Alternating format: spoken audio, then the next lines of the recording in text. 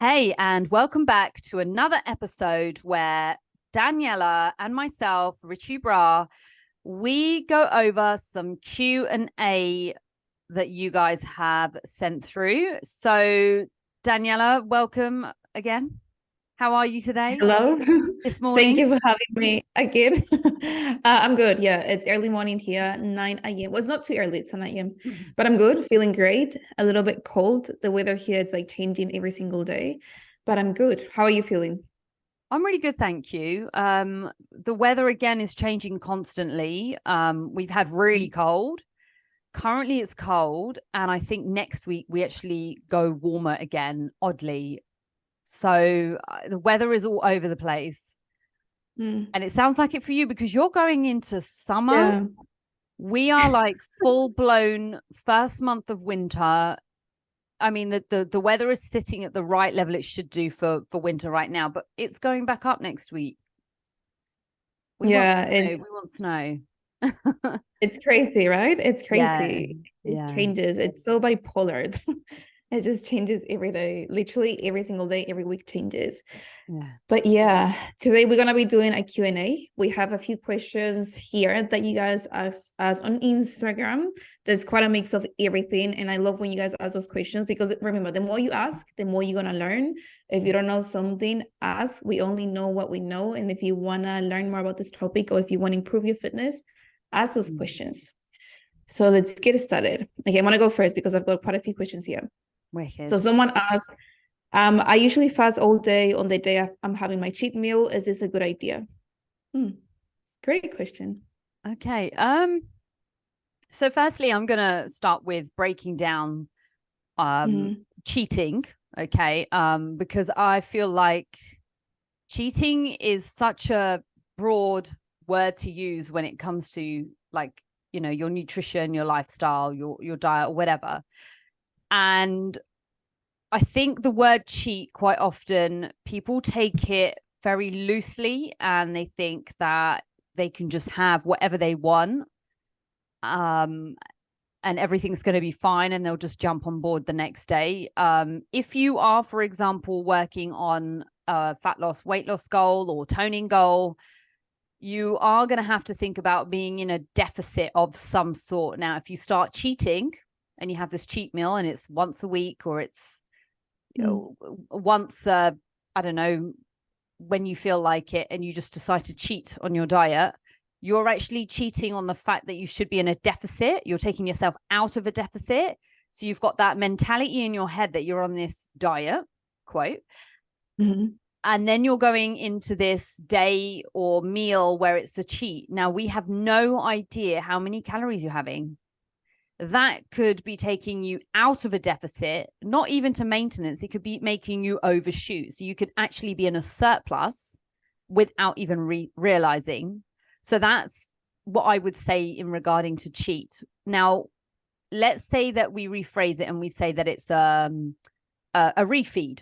Okay, that's a really nice term that I like to use, as a refeed, because it's calculated surplus, right? Or of that day, which still allows you to still think about your goals over the other 6 days of the week and still be in that weekly deficit.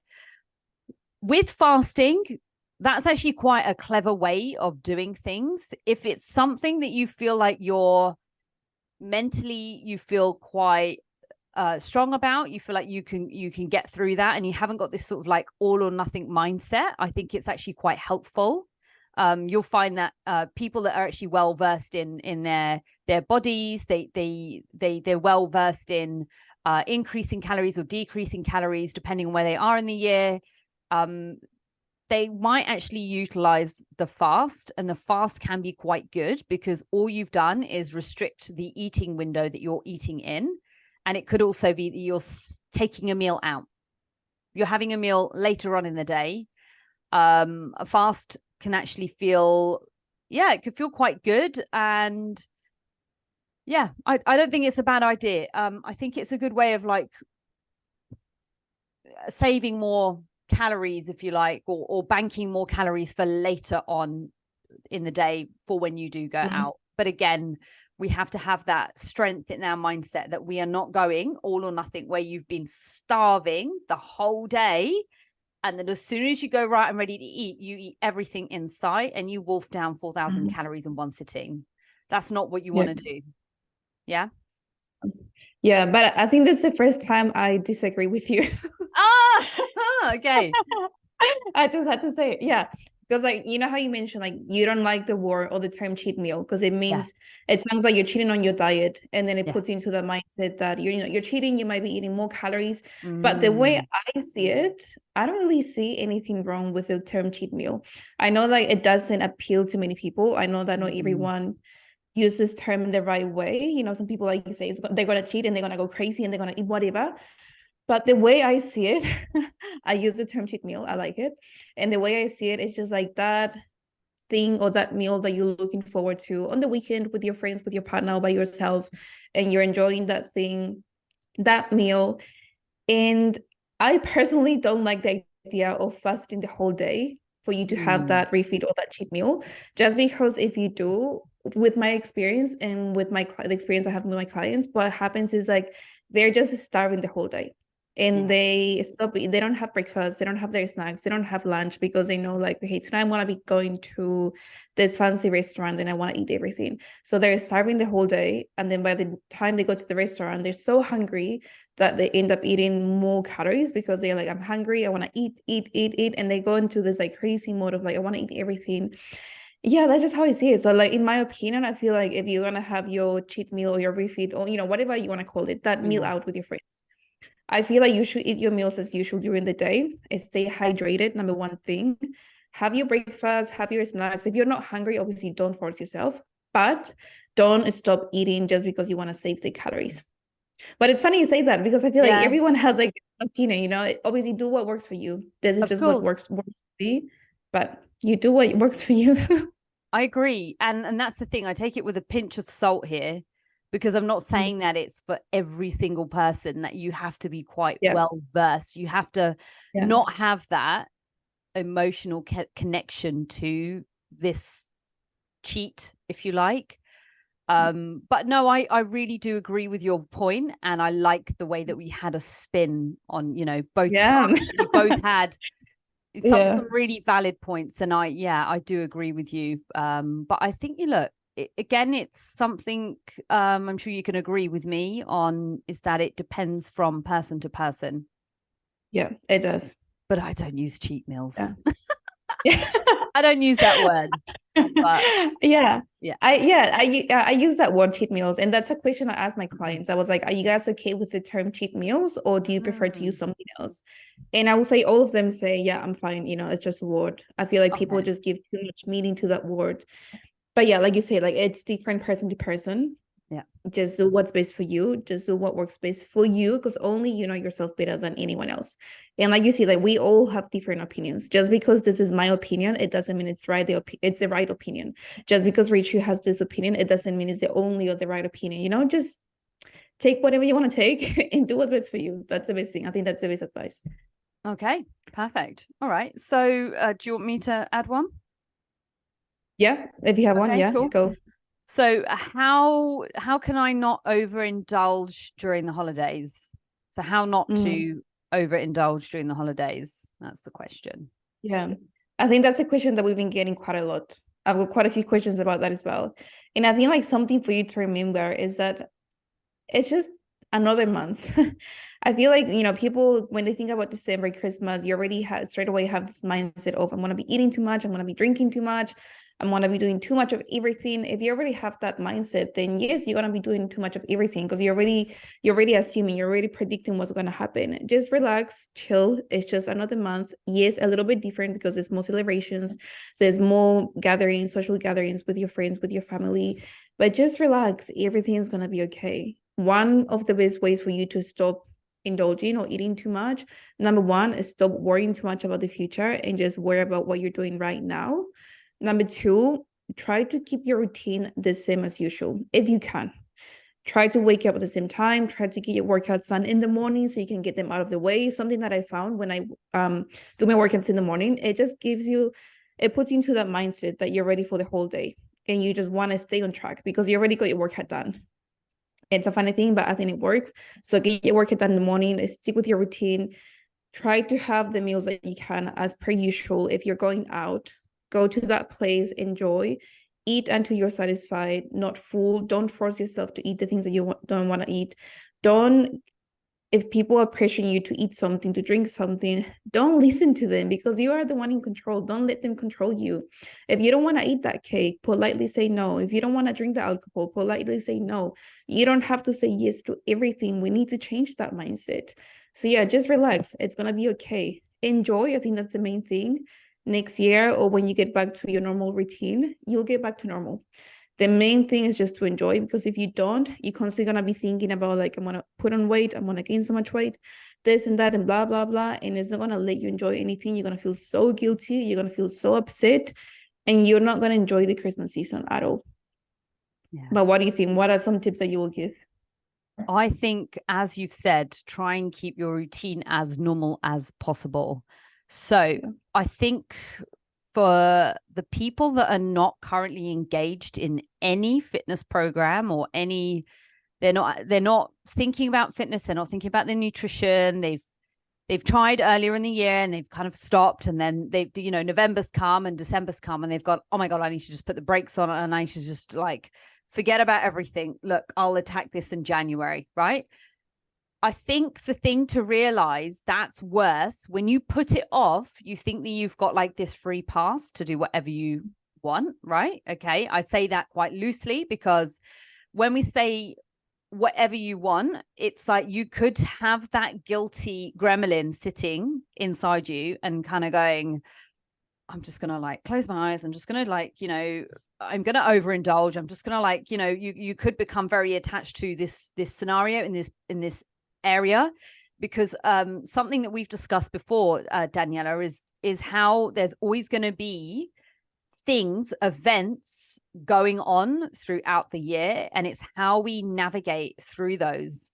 And it's important to understand when you've got your friend's hen do, when you've got your cousin's wedding coming up, when you've got your own birthday, when you've got holidays, when you've got all these things are part of normal life, and your fitness and your nutrition should be part of normal life. Like, it shouldn't just be something that you're doing just to get like an aesthetic goal. Like, I get if you want to lose weight and if you want fat loss and that's the main goal and it's the long goal and it's the long game, accept that there is a journey and that it's not going to happen in 4 weeks.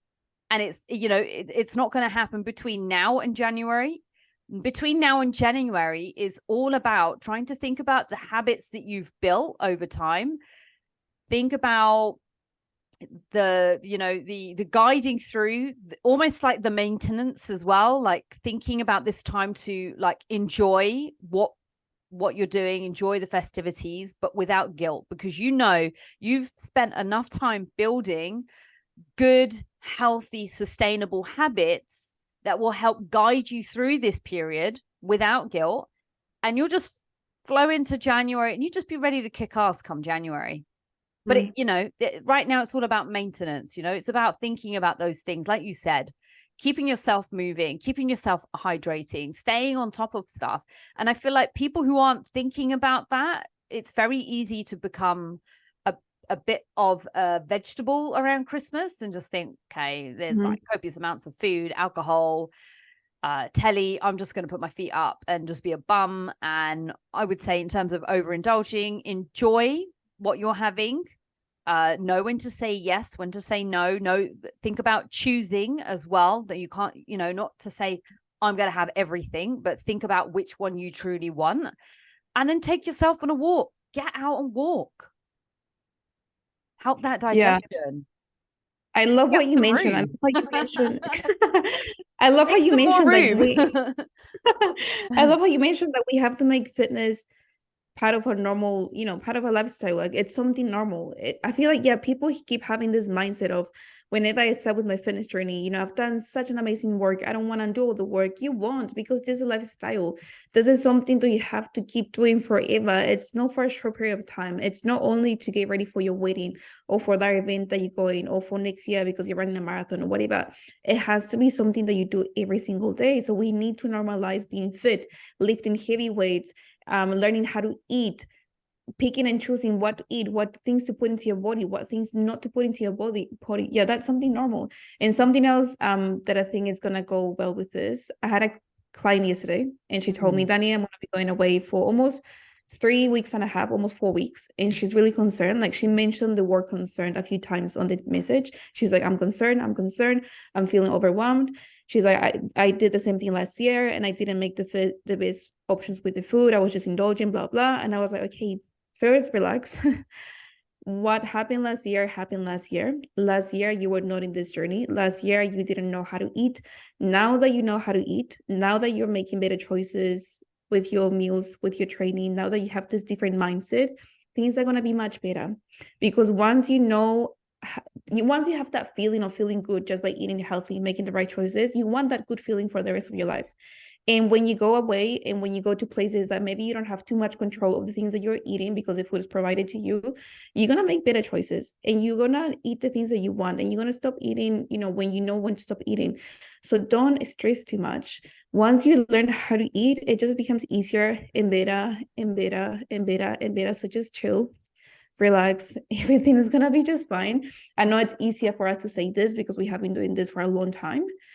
But we tell you this from our own experience. Like, if you're worrying too much about right now, you're simply not going to enjoy anything. And you're always going to have that feeling of guilt. And that's not going to let you enjoy your life. Don't make the same mistake we made in the past, because we did it for so many years. Don't make that mistake, and just relax, because everything is going to be okay. Okay, let's go with another question. It's similar to what you asked, but I'm going to ask it anyway. Someone asked, I have a few events on next week's. How can I stay on track? I feel like we kind of covered that already. I think so as well. But staying on track, like, I'm going to take it back to, I did a training with my clients earlier this week, and we talked about calorie banking and about how to adjust your calories for different days. And I think it's really important for days that you are training. It's really important to make sure that you are you know, you're putting more calories there. And maybe the days where you're not having to train so hard, and maybe you're not even moving that much, and, you know, because you've got a busy day coming up, almost like saving, I know you don't like this, but saving some calories and being strategic and pre-planning. So pre-planning your meals, knowing what you're going to have throughout the week, having that set, having some room for flexibility. I also think there's a great benefit as well with leaving a little bit of room. If you know that if you track for a couple of days in advance, and you make sure that your proteins are covered in there, that you've got your fats covered, you know, for good hormonal health. And then you can save things like the carbs to have around the training, or days or times when you feel like you need a little bit more of a, I don't know, like a treat or a boost or whatever. So I think there's ways that we can be strategic about this. And the same goes for when you're going out. Obviously, understanding the limits that you have as a person, thinking about, you know, if you are someone that does drink alcohol, knowing that, A, do you want to feel rotten the next day? B, knowing how much alcohol you're going to sort of like, you feel quite happy with, and knowing that you feel good as well with that much, and you know, you're not going to do anything embarrassing. Yeah, because they do happen this time of year, you know, like if you kind of go, right, I'm gonna go fuck it, and I'm just gonna do what I want, having that all or nothing mindset, then it could go really wrong and the other way. And I think remind me what the actual question was again, because I feel like I'm diverting. No, you're going. How can I stay on track? I've got a few events coming up in the next few weeks. So staying on track then. it's this time of year. This is what's happening. Knowing, again, mindfully thinking about not overindulging. Don't be so scared about it. You've built up habits right now. You've been really consistent with your fitness journey. It's not going to make a massive difference. Make sure you stay hydrated. So I think even if you're drinking alcohol, having a glass of water in between alcoholic drinks is great. And then just not eating like you're an all-you-can-eat buffet. Yes, that's a good point. It's just Christmas, guys. Again, it's just another month, a little bit more special, yes, but don't feel like this is your only time or the only window that you have to eat or do whatever you want. And then next year I come back, my New Year's resolution, 2024 is going to be my year. Make this your year, like finish off this year strong. Don't make yourself feel guilty. Don't make yourself go back to square one just because you want to eat everything that you see. Like make smart choices. And something that you mentioned about alcohol, I had a client last week. She hasn't been drinking for the past 9 weeks, which she's really proud, and we're really happy about that. And she went to her Christmas party over the weekend, last weekend. And she's like, Dani, I'm so proud of myself. I didn't drink last weekend, but I saw the people around me drinking and I saw them getting really drunk. And I was noticing how stupid they were acting. She's like, I wonder if that's how I act when I get drunk. And that's the thing, like when you don't drink, you don't realize what you're doing. And the next day, if you were way too drunk, you're not even going to remember what happened last night. Is that really, I don't know, like for me, that's not worth it. I don't really want to do something and then forget about it, forget about the whole night. And then next day be like, what happened last night? Like, I don't remember anything. Or cringe. Yeah. Yeah, cringe. Yeah, okay. cringe and regret and worry as well about, oh my God, did I say something silly? And again, like you say, forgetting the good parts, because there could be some really amazing conversations that you could be having with your colleagues if it's a work do. And if you were out of it, you're not going to remember them. And look, I get that some people really enjoy the feeling of alcohol. Okay, they love it. It's a good time. And for some people, it does actually help them with their confidence and open up, especially if they've got that personality who's quite quiet. I get it. But I think it's understanding that, the culture of these things as well is not taking it to an absolute extreme. It doesn't need to happen every time. And if you're that person that you feel like you need alcohol to make you be a little bit more social or make you step out of your comfort zone, don't just rely on alcohol. Challenge yourself. Make this your challenge. This Christmas party, I'm not going to drink, or I'm just going to have 2 drinks, just to make me feel good. But don't just rely on alcohol to push you out of your comfort zone. Because if you want to be that person, if you want to be more bubbly, if you want to be more friendly, if you want to stop being so shy, you need to change something. You need to challenge yourself. Otherwise, you don't want to be drinking every single time you want to do something. So that's a challenge we have for you guys.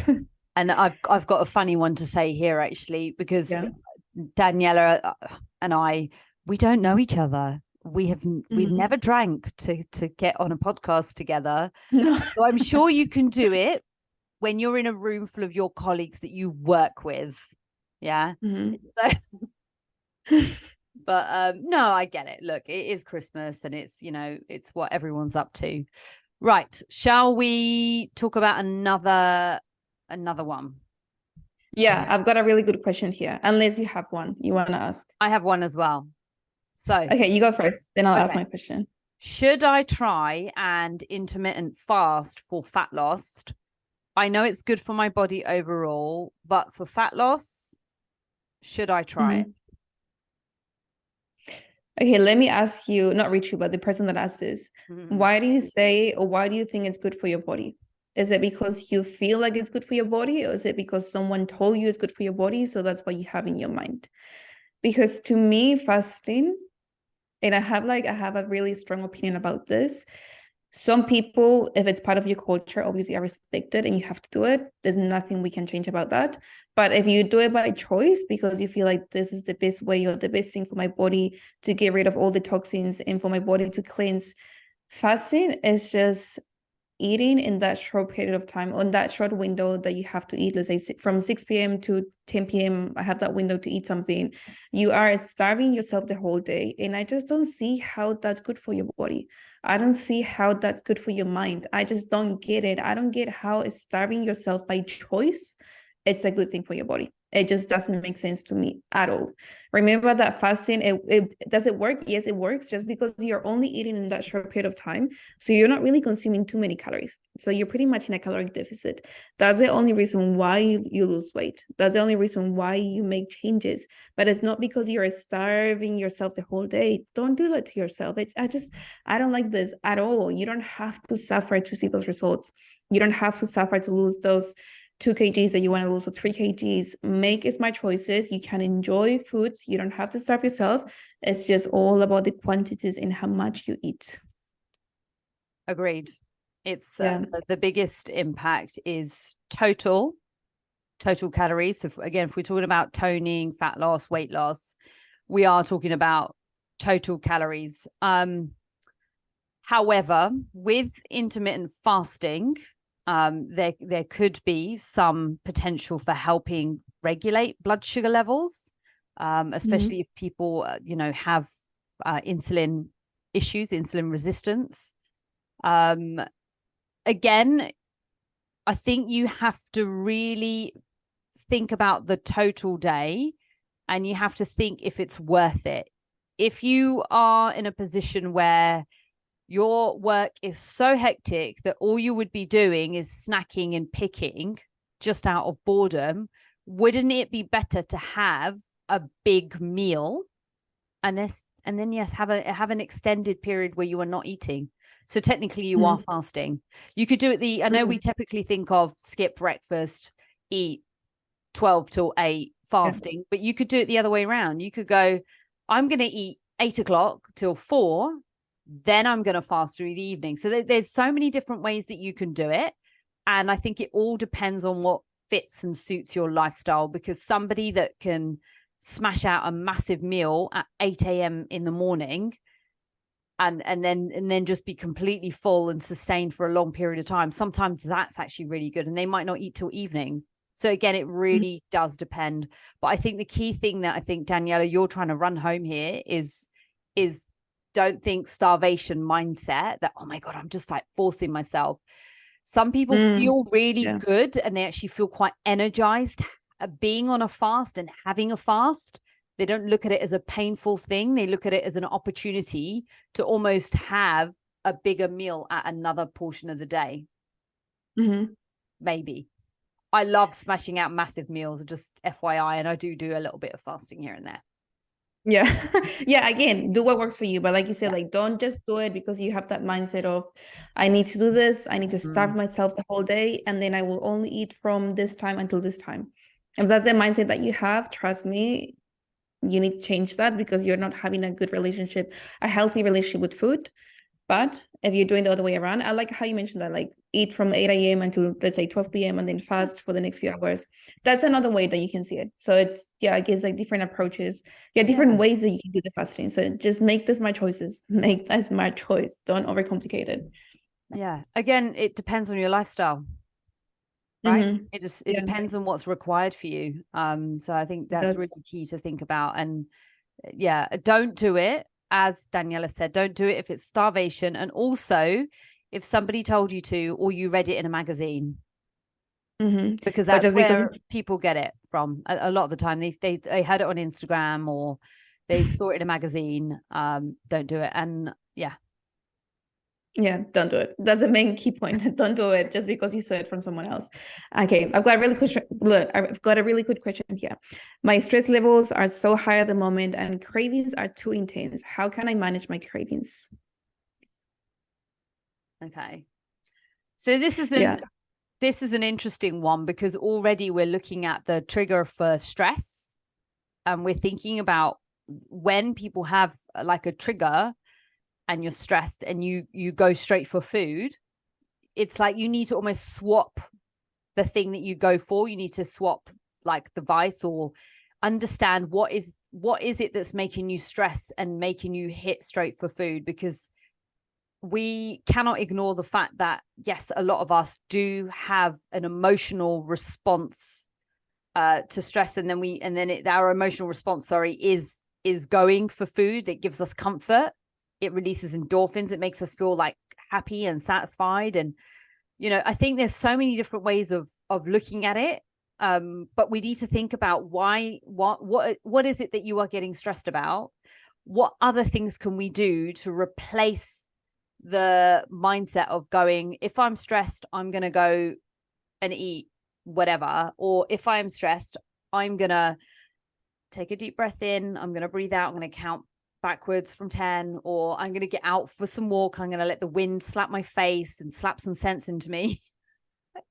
You like that one? I said that just for effect, but you're doing something. You're exchanging that association to stress with not food, with something else. And then when we're thinking about cravings, why are you having cravings? Is it salt? Is it sweet? Is it a certain time of the month? Is that what you're crazy? Are you also restricting yourself? Have you got a craving because you are not allowing yourself to have that thing that you enjoy as part of your meal plan? So there's always extra questions we ask with these. What's your take on it? Yeah, that's a really good point. I just want to talk about the first thing that she mentioned in the question, and it's about stress. I feel like, we need to understand first why we are feeling stressed, like what's the thing that's making you stressed. And I believe like the main reason why we feel stressed as humans, it's because our mind is constantly thinking about the future. I can guarantee that you're worrying and stressing about something, about the next 2 weeks or the next 4 weeks or the next year and whatever, and you have too many things in your mind, you have too many thoughts running in your mind, you're not living the present moment, you're just stressing, worrying about the future, and that's because you feel stressed.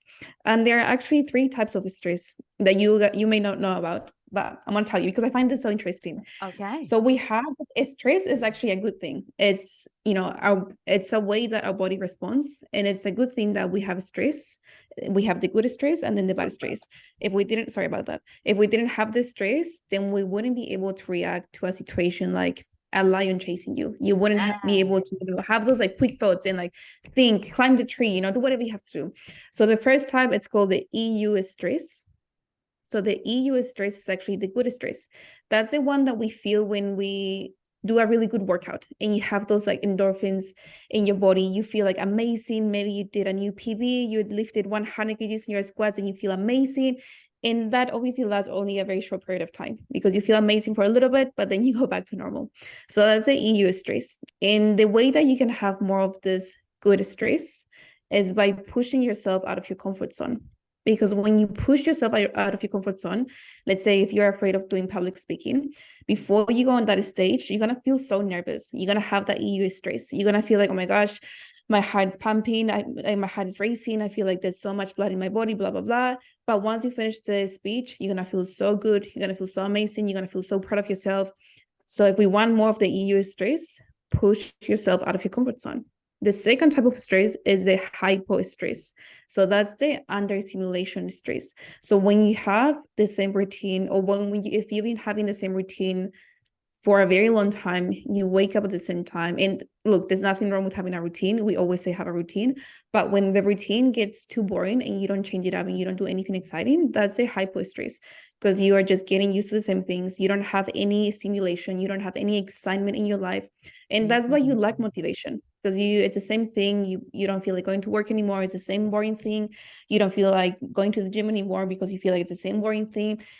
And it's the same thing every single day. You don't have the drive to do anything. You don't have the motivation to do anything. You just don't want to pretty much live with your life because it's the same boring thing. And then the last one is the hyper stress. And that's the one that most of us experience. And that's the one that we feel every single day. That's the one that it's mainly in our mind. It's not too much to do with our environment, but it's mainly the one up here. The one when we're worrying about finances, relationship, work, your kids, your business, all those things that you're worrying about in the future. And I think if you are relying on food to make you feel better, if you don't change that now, you're simply going to keep doing that thing. And you're going to keep running to get that ice cream or those cookies whenever your stress levels are really high, whenever you're worrying about that project or that assignment that is due in 2 weeks. I think a good way for you to manage those cravings and stop relying on food to make you feel better. And I think the best thing that you can do, obviously change that habit with something else. And something that you can try and it works is journaling. Get your pen and paper and write everything down. because when you write everything down, you're able to put your thoughts together. You're able to write down all the problems that you have. Okay, I have my assignment due, I have this due, blah, blah, blah. When you write everything down and then you read it and you look at it, it's easier for you to manage your life or to manage those problems, because you can see, okay, tomorrow I'm going to worry about this. Wednesday, I'm going to finish this, and you can manage things better. If you try to manage everything just in your mind, that's going to be impossible, because you're going to have too many things. It's going to get too messy. But when we journal, not only are you letting those emotions out, but it's easier to control things. So try that. Next time you feel like, oh my gosh, I have too much going on, I want to go get that cookie. Before you run and get that cookie, please sit down, take a few minutes, write everything down. And trust me, I can guarantee that's going to help you so much. But take the time and don't just do it once. Don't just do it after the podcast. It has to be done every single time you are thinking too much and overthinking. But yeah, that's my best advice about how to manage the stress and how to deal with those cravings. Just be consistent with your journaling, because it does help. It's one of those things that if you do it, you have to keep doing it. It's not just a one-off thing, or like, twice. It has to be done every single time you feel stress. Have you tried journaling? Yes, I have done, actually. And I did it. It was a practice I did when I was going through my own body composition changes for like comp prep and stuff like that. It was a really good way of decreasing my stress, actually, and allowing myself to unpack everything. And it's definitely something that, like, I try and encourage others as well, whether it's my clients or even other people I know. It's just, I think it's a really good thing to do if you find that you are trying to go to sleep, because that's another thing. The stress can affect how you sleep. Before you go to sleep, write everything down, put it on the put it on the paper, put it on the notepad, unpack your brain, load it onto the paper, and then go to sleep. That's it. Yeah. Almost thinking of it as being an act of unpacking, unpacking the day, the thoughts are being kicked aside for the moment. Yeah, that's a good way to put it together. Unpack your brain, put everything down the piece of paper, and then you're gonna be able to sleep better. Yeah, because obviously stress does affect your sleep and affects how you feel, affects your mood, affects how your relationships, affects everything. So yeah, unpack everything, guys. That's a game changer. I've got a Okay, let's question. go with the next. Yeah, you go. Again, I feel like these are all so similar, but I think it is, again, this time of year. Any holiday season tips to stay motivated and on top of tracking and training? So again, it's motivation, isn't it? Really. And give us your thoughts. Yeah, well, What's number your one, tips? motivation. Yeah, you're probably not going to feel motivated during Christmas. One, because your environment, everyone is going to be enjoying Christmas. Maybe the people around you will not prioritize the training or eating healthy. And that, if you are in that environment, it's going to be easier for you to be lacking that motivation, and maybe to use that as an excuse, because you're going to be like, oh, but my family, they're not doing anything, but my boyfriend is not doing anything, or my girlfriend is not doing anything. Don't rely on them to give you that motivation. You have to stay disciplined with what you do. Motivation, remember, comes and goes, so we keep relying on that, you're never going to get to your goal. If you already committed to this journey, if you already committed to your goal, if you already committed to changing your lifestyle, go all the way. You need to stay consistent. You need to stay committed. Commit to the things that you tell yourself you're going to do. So keep that in mind. And some tips to help you stay on track, like we said before, yeah, hydration. Try to keep the same routine as much as you can. Something I will say as well, try to plan your week, so you know exactly what you're doing. You know exactly what days you're going to be going to the gym. If you have to make your training session, reduce your training sessions from 5 times a week to 3 times a week, that's fine. But plan that so you know what's happening. So instead of doing shoulders one day, back one day, you can just focus on doing upper body, lower body, upper body. So you can train all the muscle groups, but in a short period of time.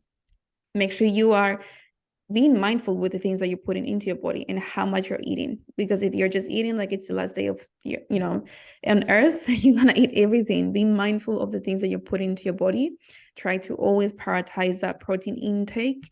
And the reason why we keep mentioning protein is because remember, protein, it's going to help you to feel fuller for longer. protein takes longer to digest. So if you have more of that, you won't feel too hungry. If you're just having mainly carbs, mainly refined sugar, your cravings are going to be really high. You're going to feel really hungry, and you're going to keep snacking all the time. So yeah, I would say those things will be my main ones. And enjoy the holiday season. Like don't be too hard on yourself. Be kind to yourself and enjoy. Just be mindful. Be mindful. That's the main thing. Be mindful. Yeah. Agreed. Yeah. Everything. Yeah, definitely. And I think also say with the whole thing of staying on track with your training and your tracking and stuff, there are other things that we can do. Like for example, when you are going out, it doesn't have to be all tracking. It can just be a mindful approach.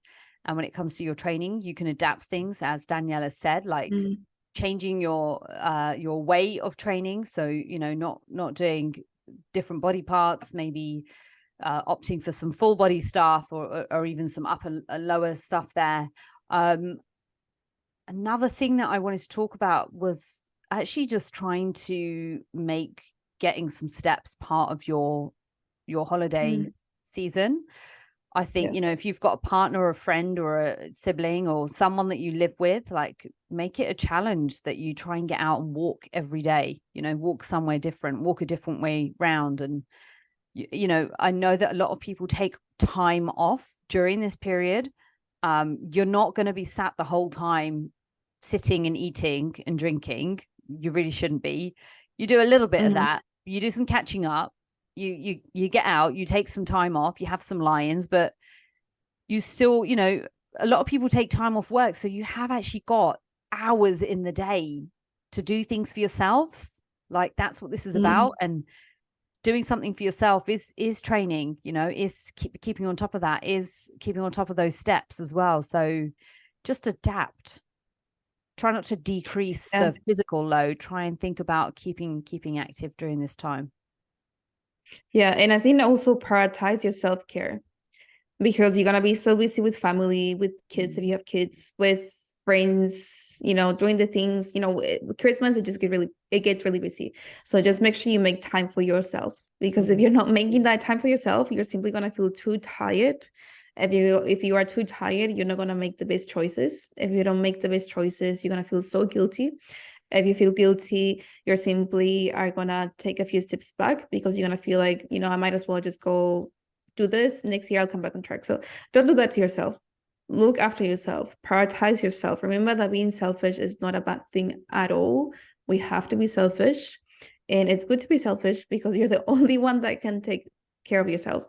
Even if your family loves you so much, and there's only so much they can do for you. If you want to be that fun person to be around, if you want to give love to your friends, to your family, to your babies, be that fun person. Take care of yourself. Prioritize yourself. I think that's also a really good advice to stay on track with everything. We've got time for one more question. Yeah, I'd say one more question. Yeah. Let's go. Yeah, let's go one more. So this one is a completely different one. Someone asked, I cannot push myself until failure. Any tips on this? They cannot push themselves until failure. Yeah, so I'm assuming like when they're exercising, maybe like the last sit is like a failure sit, and they're trying to push themselves until failure. Yeah, and they're not able to do that. I think firstly we need to think about what exercises are they trying to push to failure, and is it something that they're trying to do every single time? Because you really shouldn't train like that every single time. There is definitely some, I always like to think of training in almost like 4 different phases, especially when we're thinking about when to add in. So progressive overload is obviously very important, and training to failure is not the only way to induce muscle gain. It definitely isn't. I mean, it's a great tactic. It's a great way of pushing yourself out of your comfort zone to elicit some gains. But I think the key thing is to realize that you don't have to do that all the time. And when I say think about the exercise that you're doing, for example, if you are doing barbell squats, why would you push yourself to failure on a barbell squat? You can't, it's yes, you can, but it's like it's so taxing on your central nervous system as well. And you shouldn't be setting yourself up for that every single time you train. So I think picking and choosing really, and again, have a conversation with your coach about that. Talk about your training and almost like how to break it up into blocks.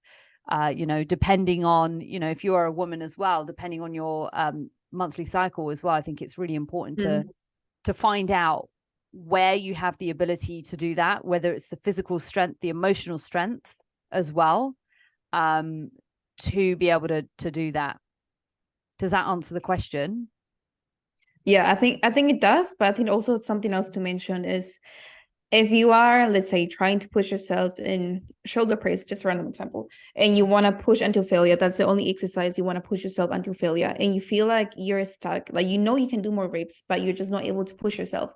I think that's more a mindset thing, because it can be scary to push yourself until failure. It can be scary because some people might think, if I keep pushing, I'm going to injure myself, or they don't like, that burning sensation, or I don't know, maybe something else going on in your brain.